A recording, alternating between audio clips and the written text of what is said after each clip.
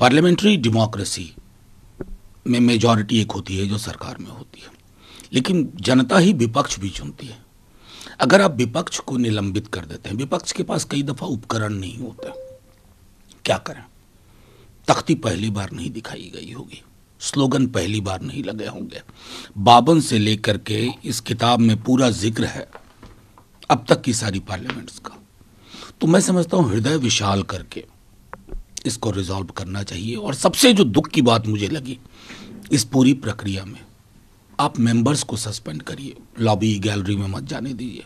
सवाल क्यों सस्पेंड करते हैं? सवाल तो मेरी थाती नहीं है, समाज के लिए, देश के लिए है। मैं समझता हूं बहुत सारे मुद्दों पर रिजॉल्व होना जरूरी है। संसद परिसर में तृणमूल सांसद ने जो नकल उतारा उस पर वो अभी भी अडिग हैं। उनका कहना है कि ये कला का एक रूप है, इसमें अनर्थ और अनर्गल जैसा कुछ नहीं था और मैं जेल जाने को तैयार हूं, लेकिन मैं अपनी कला और अपने आर्ट से पीछे नहीं हटूंगा। देखिए, मैं समझता हूं कि अब इस पे विराम लग जाना चाहिए, बहुत हो गया। मेरा मानना है कि उस दिन जो कुछ हुआ, हालांकि कई लोग मिमिकिंग और मॉकिंग का डिफरेंस भूल जाते हैं। लोग ये भी भूल जाते हैं कि इस पार्लियामेंट के अंदर none other than our own prime minister, उन्होंने जब यूं यूं यूं करके भाषण दिया था तो तालियां बज रही थी, पीछे सब ठहाके लगा रहे थे सत्ता पक्ष के। अगर इस तरह की कोई परिपाटी विकसित करनी है तो वो परिपाटी विकसित करने के लिए एक सामूहिक चीज होनी चाहिए। हालांकि व्यक्तिगत तौर पर मानता हूं मैं कि this should be to an end. 30 crore जनता में से 545 लोग चुनकर आते हैं, वही 545 लोग जो है रिप्रेजेंट करता है 130 करोड़ लोगों को। तो उनके आचरण को लेकर सवाल है, या उनके आर्ट को अनदेखी करने का सवाल है, या संसद में गतिरोध बने रहना था इसलिए ये? देखिए, मैं समझता हूं कि बहुत सारी चीजें हैं इसमें।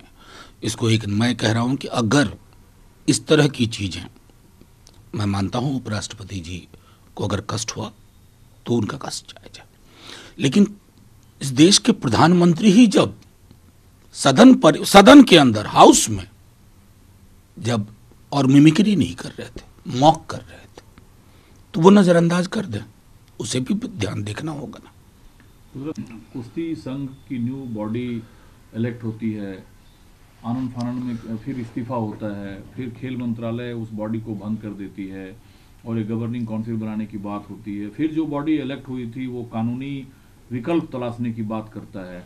इन सारे कुछ में आनंद फानंद में सब चीज कैसे हुआ? मैं तो सीधे मानता हूं जो छवियां हमने महिला पहलवानों की देखी थी, उनकी जो शिकायत थी, और वो शिकायत मामूली नहीं है, उसका वर्णन तक मैं नहीं कर सकता आपके माध्यम से। उसके बाद मैं समझता हूं किसी भी सरकार को इससे ज्यादा कठोर कदम बहुत पहले उठा लेना चाहिए था। अगर आप नहीं उठाते हैं ना तो आपके सारे स्लोगन बेमानी हैं।